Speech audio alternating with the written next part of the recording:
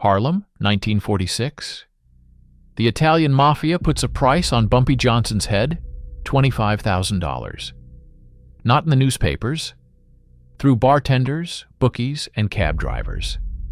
Where rumors move faster than the cops. They try to buy everyone. Because it's easier than a war. The hunt for the king of Harlem is on. But a king is a king for a reason. He doesn't defend his territory with his fists. He defends it with rules. Part 1. The Price of Silence. Harlem, New York, 1946, Tuesday, 8:11. Morning in Harlem doesn't arrive. It clocks in. Milk bottles at doorsteps. The whisper of brooms. Radios in kitchens. And a thin nervousness that makes ordinary sounds too sharp. A city can pretend everything's fine. People can't. Bumpy Johnson stood by the window in his office over the spot. Not a throne, a desk, a phone, a ledger. Power that looks like bookkeeping. Red stood by the door. Still, like furniture with its own opinion about bullets. On the desk lay a scrap of paper. Not a newspaper. Worse. Things like that don't get printed.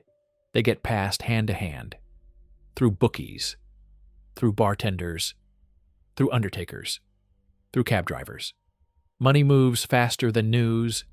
Fear moves faster than money. On the paper it was written neatly, almost politely. 25,000. Cash. No questions. Money doesn't need grammar. It already has meaning. 818. Red didn't touch the paper. Who's spreading it? Bumpy asked. Red wasn't looking at the desk. He was looking down at the street. The street always tells the truth, if you know how to hear the silence between words. Started last night, Red said. First San Remo, then the pool rooms, then the taxi stands, then the barber shops. Like smoke, same smell everywhere. Bumpy nodded once, not surprised, just confirming. A number? He asked. Red hesitated half a second. In Harlem, hesitation is a signal. 25, Red said. 25,000. Bumpy looked at the digits again, not like a man with a price tag on him, like a man who understands somebody's trying to buy what isn't for sale. 25 for me, he said quietly. That's not a reward. That's an announcement. Announcements always get paid for twice. Once by the one who writes them. Once by the one who reads them. 8:26. The phone rang. Not loud. Persistent. Like it already knew it would be answered. Red picked it up, listened, and handed it to Bumpy without looking at the receiver. His way of saying, this isn't about me. This is about the one in charge. Bumpy took it. The voice was a man's. Polite. Too even for Harlem. Mr. Johnson, the voice said, you don't know me. That's how trouble usually introduces itself, Bumpy said. A soft chuckle. Not friendly. Measuring. This isn't trouble, the voice said. This is business. The city's changing. We're making sure the right people stay comfortable. Bumpy watched through the window. A boy, running with bread under his arm. A woman hauling a basket of laundry. A man lifting a steel gate. Comfort is an expensive word, and it almost always belongs to somebody else. Who are we? Bumpy asked. People with real power rarely name themselves. They like it when the name arrives later. Like a funeral procession. Let's say friends from downtown, the voice said. And let's say, your neighborhood's gotten too loud. Harlem isn't loud, Bumpy said. Harlem is alive. The voice exhaled through his nose, short. A sign. Don't romanticize it with me. You had an incident, the man said. At a church, then at a bar. You're drawing attention, and attention brings heat. Heat burns everybody. Bumpy's voice stayed the same temperature. You calling to warn me? He asked. or to sell me the fire extinguisher. A pause. Then the line went colder. $25,000 makes men stupid, the voice said. Even loyal men, especially loyal men. Loyalty's expensive these days. Click and silence. 8:41. Red watched Bumpy for a second. They want you to start looking at your own people, Red said. Bumpy set the receiver down slowly. Slow is what you do when you don't hand control to feelings. They don't want me dead, Bumpy said. Not yet. They want me alone. In Harlem, isolation is a coffin with air holes. Bumpy picked up the paper and tore it cleanly in half. Not with anger, with precision. Bring everybody in, he told Red. Not the kids, the grown ones, drivers, doormen, runners. Security! Red moved right away. Questions sound like weakness when time starts counting seconds. 9:03. When the men came in, the office got tight with coats, tobacco, and yesterday's fatigue. Men stood close, not for warmth, for alignment. Leroy Roy Harkness kept to the back wall, half in shadow, Bumpy's bodyguard, a veteran, a man who could follow an order like he didn't exist. Roy looked at Bumpy straight, not begging, not defiant, waiting. Waiting isn't innocence. Waiting is discipline. And discipline can be rented sometimes. Bumpy didn't show the paper again. He let the room remember it. You all heard, Bumpy said. No one spoke, because anybody can talk about money. Not everybody can talk about what money does to people. This isn't about me, Bumpy continued. This is about Harlem. They pay for my head today. They'll put a price on any of you tomorrow. They want the street to believe it's for sale. He stepped aside so everyone could see the window, so everyone could see the street. The thing they were really protecting, even when they called it business. I don't want heroes, Bumpy said. Heroes are expensive. I want rules. A pause. Silence sorts better than shouting. Starting today, nobody moves alone, not even to buy cigarettes. Routes change every hour. Cars get checked by 2 men. If you see a face you don't recognize twice in one day, you tell Red. Some nodded too fast. Some nodded slow. Slow is better. Bumpy's eyes slid to Roy for half a second, like a finger tapping a glass, cracked or not. Roy didn't flinch, but his throat moved. 9:17. The door flew open without a knock. A runner burst in, young with eyes that hadn't learned to keep news inside yet. Mr. Johnson, he started. Red turned his head the way a barrel turns. The kid stopped himself, half a step short of doing something stupid. Say it, Bumpy said. The kid swallowed. They shot up your car, he said. On 7th, the blue one, point blank. Driver's okay? Folks saw it. The room froze. Because everyone did the math at the same time. If they wanted him dead, they would have tried to kill him. This was different. This was a public warning. Not about death, about access. 9:24.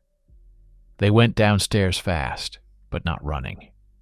Running tells the street you're scared, and the street always charges interest on confessions.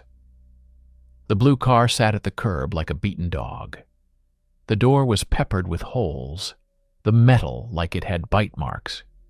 Glass glittered on the pavement like cheap jewelry. A small crowd was already there.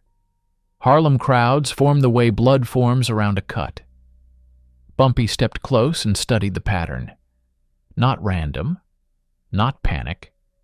A neat line right where his ribs would be if he sat the way he usually did. Red stood beside him. Front seat? Red asked. Bumpy shook his head. Back, Bumpy said. They know where kings sit. He touched the edge of a bullet hole with one finger, not to feel the metal, to mark the intention. A woman in the crowd crossed herself, Not because she was religious, because she understood. It was a sign. Public. For everyone. 9:29.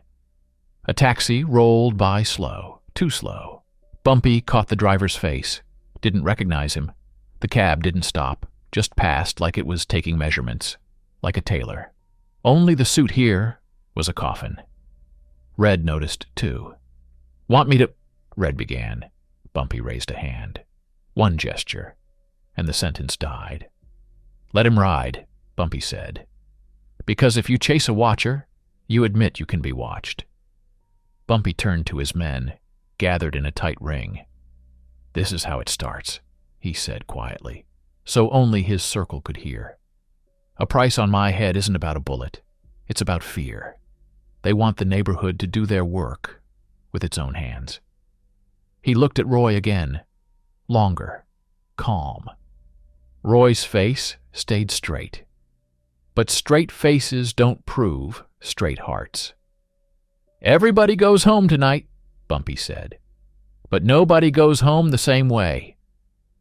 A pause. He leaned in, voice almost a whisper. "And if any of you hears an offer, you bring it to me first." Another pause. Short, exact. "Not because I forgive," Bumpy added. "Because I pay better for truth than they pay for silence." 9:41. They dispersed.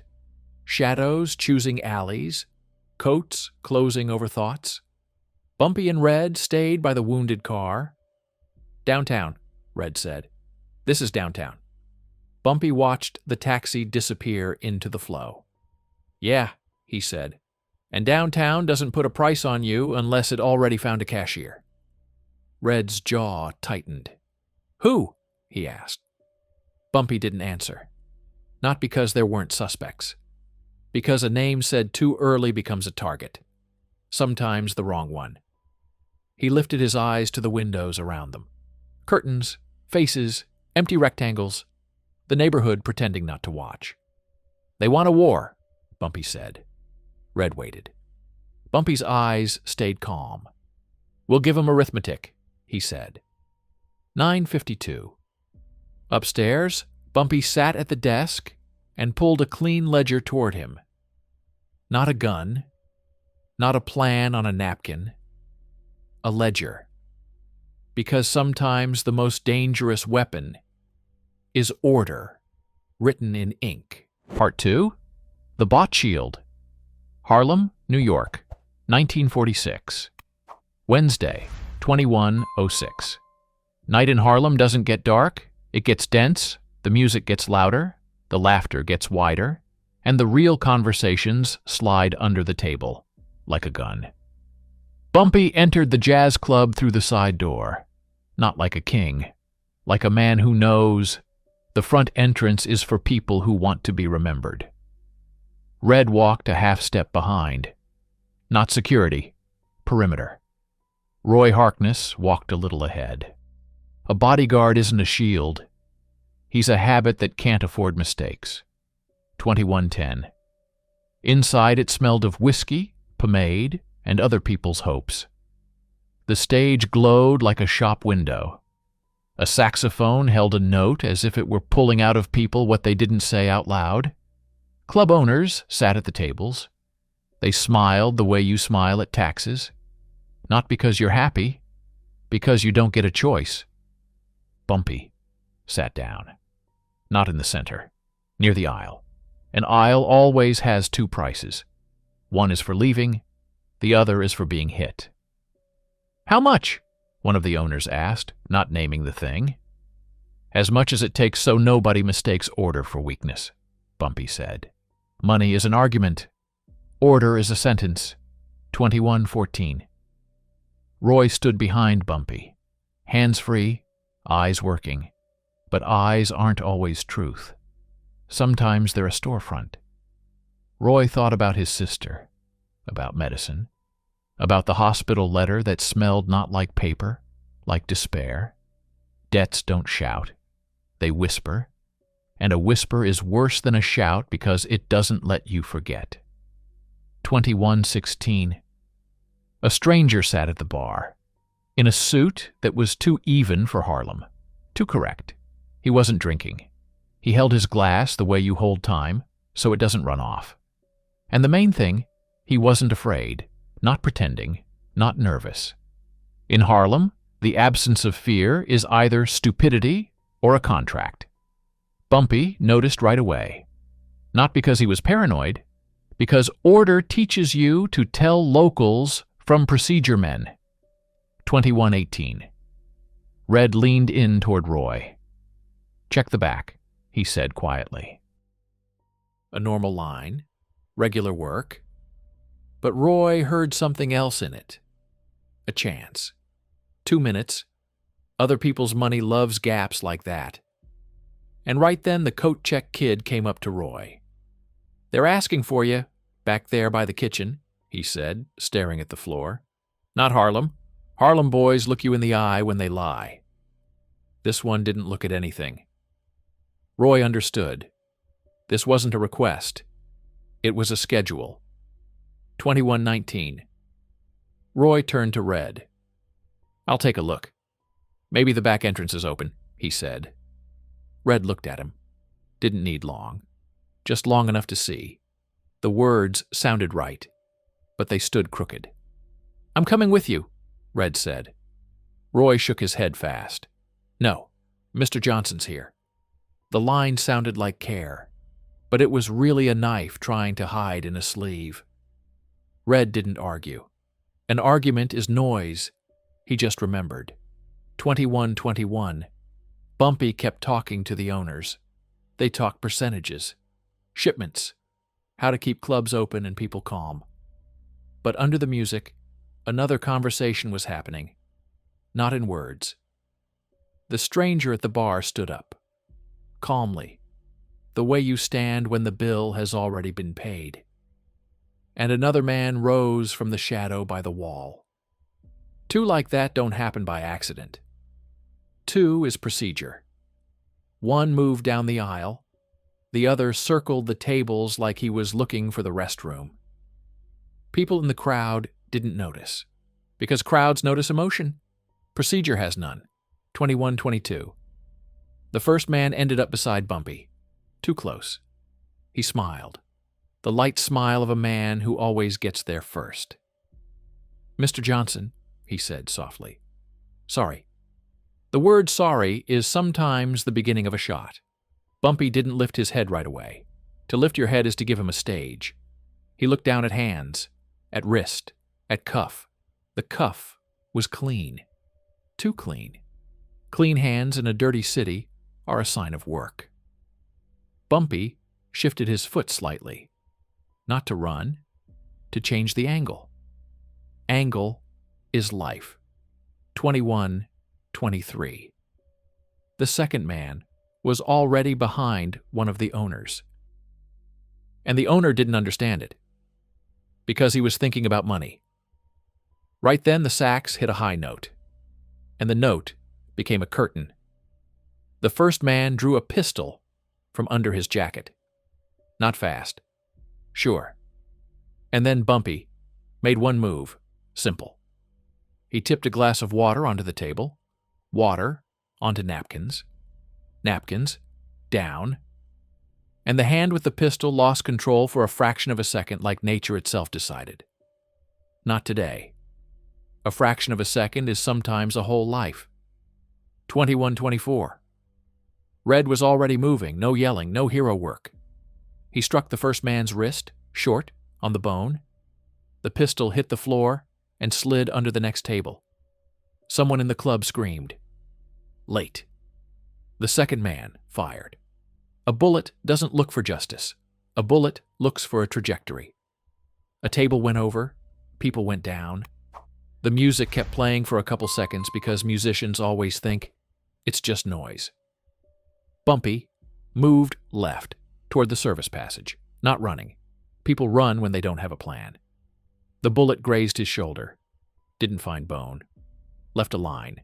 A red signature on a white shirt. Blood isn't always death. Sometimes it's proof. 21:25. Red fired once, not two, not three. One shot is a statement that you control the rascod. The first procedure man dropped, choking on pain in his arm. The second tried to dissolve into the crowd. But crowds are a bad place for outsiders. Crowds feel a foreign body. Somebody shoved him. Not on purpose. Just instinct. Push danger away from yourself. The man stumbled, and for a second he opened up. Red didn't finish him. He didn't make a legend. He made order. "Exit," he snapped to Bumpy's people. They didn't hear the word. They heard the tone. Tone is command. 21, 27. Bumpy was already in the hallway. Kitchen smell. Heat. Grease. Life going on while somebody nearby tries to end somebody else's. Roy stood by the back door. Alone. And in that moment everything became clear. Not proven. Clear. Betrayal rarely looks like villainy. More often it looks like, "I got pulled away for a minute." "Where's Red?" Roy asked, like he didn't know. "Where he should be," Bumpy said. "And you?" Roy swallowed. "I checked the door. There. Was what?" Bumpy asked. Roy looked at Bumpy's shoulder at the blood. "Christ, they hit you." Bumpy didn't answer right away. Because an answer is a gift. And gifts don't get handed out at moments like this. "Where's the car?" he asked. "Out back. Ready," Roy said, too fast. Too fast is always an attempt to close the subject. 21:29. They stepped into the backyard. A lamp. Trash cans. Wet brick. The car stood there like it had been waiting a long time. The engine was warm. A warm engine is a confession. Somebody started it recently. Not to go anywhere. To be ready. Bumpy got in back. Roy took the wheel. Red's seat stayed empty. An empty seat is always a question, and sometimes an answer. "Drive," Bumpy said. Roy drove, and for the first time in a long time, what Bumpy felt wasn't fear. It was reassessment. Fear is when you don't know what's coming. Reassessment is when you realize you didn't account for something. 21:37. The street was too calm. Too correct a night. Roy drove steady. Too steady for a man who, a minute ago, didn't understand what was happening. Bumpy watched the mirror. The back of Roy's head. Hands on the wheel. Hands held the wheel the way you hold a promise. Tight. With a secret inside it. "Where to?" Roy asked. Bumpy gave an address. Not the real one. A false address isn't a lie. It's a test. Tests in this world are the only way not to die of trust. 21:41. Red showed up later, already at the house, on foot, like a man who wasn't in a hurry, and like a man who understood everything. He looked at Bumpy's shoulder. "A scratch," Bumpy said. Red nodded. Not with relief, with the fixing of a fact. A fact is more important than emotion. A fact can be put on a table. Emotions can't. "Not locals," Red said. 2. Clean. No talk. "And somebody knew where you'd be?" Bumpy looked at the house, at the windows, at Harlem pretending to sleep. "Yeah," he said. "And somebody wanted Red away from the table?" Red stayed quiet. Silence is a tool, too. "Roy?" he asked finally. Bumpy didn't say yes. He didn't say no. He said something else. "At night, people do two things," Bumpy said. "Either they protect or they sell, and both think it's temporary." 21:46. Red looked down at the sidewalk like he was counting cracks. "What do we do?" Bumpy adjusted his collar so the blood wouldn't show from the street. Not out of shame, out of discipline. "Nothing yet," he said. "If he's bought, we can't spook him. Bought men are useful exactly as long as they believe they're invisible." Red understood, and nodded once. Not a nod of agreement. A nod of the beginning of work. 21:52. Inside, Bumpy took off his jacket. Set it on a chair, neatly, like a document. The blood on the cloth darkened like a signature. He sat at the desk. Not for a weapon. For the phone. Sometimes a war doesn't start with a shot. It starts with you deciding who stays close for one more day. Bumpy lifted the receiver and dialed. "Find me," he said into the line. "Who bought silence tonight? And how much change they gave him." Part 3. The Hunt for the Hunters. Harlem, New York, 1946. Thursday, 1833. War in a city rarely starts with a shot. More often, it starts with a number, 25,000, a sum that makes even men brave who've spent their whole lives afraid of their own shadow. Bumpy looked at a map of Harlem not like a neighborhood, like a mechanism. Mechanisms don't get broken with force.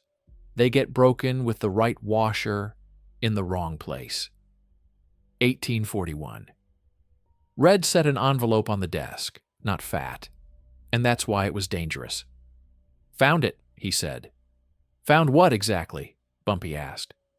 Red didn't answer right away, because in things like this, words are evidence too. He spilled the contents onto the desk, a bookmaker's slip with a timestamp, a receipt from an auto shop downtown, and a key, a second set. Second keys are always a second life, and sometimes someone else's death. "Roy," Red said. Bumpy nodded. Once, the way you nod not at a man, but at a fact. "He's not alone," Bumpy said. "He's just the closest. That's the point of a hunt. They don't buy the head first. They buy the circle around the head first." 1858. They didn't bring Roy to a basement. They brought him to a room above a pharmacy. Basements teach people to fear pain. Bumpy didn't want Roy afraid of pain. He wanted Roy afraid of emptiness. The room was clean, a chair, a table, a glass of water. Water always looks more honest than a man. Roy stood without sitting. Veterans do that. They sit only when they're told. "I didn't," Roy started. Bumpy lifted his hand. One gesture, and the excuse died before it was born. "How much?" Bumpy asked. Roy swallowed. 10, now, and more. Later, he forced out. "Later," Bumpy repeated, a word that always has a grave inside it. Red stood by the wall. Not angry. Level. "Who?" Bumpy asked. Roy stayed quiet. Silence isn't loyalty. Silence is a contract a man hopes he can still hold on to. Bumpy leaned in a little closer. "You think they bought you?" he said softly. "But they just rented you, and rentals always end when the thing gets worn out." Roy shut his eyes for a second. "Morelli," he said. "Vinnie Morelli, Lucchese, through a guy, Sal. He comes, not here, at Palermo on 86th. And that's when the room got truly quiet. Because a name is a nail. After a name, you can't pretend it's just rumors anymore. 1914. "You're going to open the door for them," Bumpy said. Roy snapped his eyes up. "What?" "You're going to open the door for them one more time," Bumpy repeated. "But on my rules." Roy went pale. "They'll kill me." Bumpy looked at him calmly. "They'll kill you either way," he said. "If you're useful, later. If you're not, today. The only difference is whether you manage to do one thing right before it happens." Red didn't interfere. Because it wasn't a threat. It was reality put back in its place. 1932. The plan was simple. Simple plans outlive complicated ones. 1. Roy tells Sal the route. Bumpy will go alone to pick up cash from a backroom safe. 2. The place won't be the street. It'll be where Harlem is stronger. The back lot of a funeral home on 138th. 3. What will be waiting there won't be a bullet. It'll be a document. A document is always scarier. A bullet ends a body. A document ends a career. Bumpy didn't want Morelli dead. He wanted it to become expensive for Morelli to breathe. 2007. Night thickened again. The back lot of the funeral home smelled like wax, wet wood, and other people's goodbyes. By the gate, a van. Inside, crates. Crates look the same whether they hold guns or flowers. Harlem knows how to keep secrets where other people see only ritual. Red placed his men not like shooters, like door locks. 3 points of light. 2 shadows. 1 emptiness. Emptiness is where outsiders always arrive. 2019. Roy sat in the driver's seat, hands on the wheel, face stone. Look forward only, Red told him.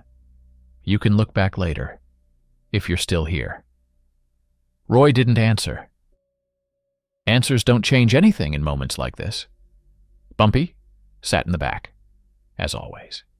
Kings sit where they can see consequences. 2026. The procedure men arrived first. 2 of them. Clean suits. Clean faces. Eyes with no neighborhood in them. Those don't ask questions. Those execute. They didn't shoot right away. Because even a hunt has protocol. First you make sure the prey is real. One walked up to the car, peered inside. Mr. Johnson? He asked. Bumpy didn't answer. Silence is the best way to make a stranger talk too much. The second circled behind, keeping a position where he could see the lot and the gate. Professional. But professionalism doesn't help when you're invited into a trap on purpose. Red stepped out of the dark. Not fast. Calm. Like a man who just came to close the store. You're in the wrong place, Red said. And right then, the yard clicked. The side door slammed shut. The street gate got chained. The porch light went out. Harlem doesn't scream. It switches off.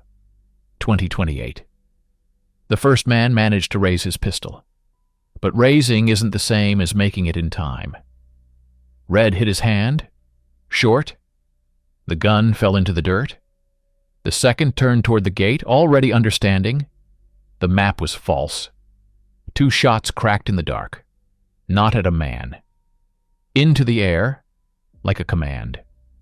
Shots in the air are the street's language. Close up, don't look, don't meshawisa.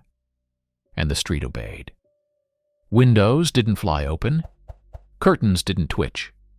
People in Harlem know how to survive alongside other people's wars. Bumpy stepped out of the car. Slowly. Because haste is always a confession. He walked up to the procedure men, already on their knees with hands visible. Not from fear, from calculation. They understood. This wasn't a fight.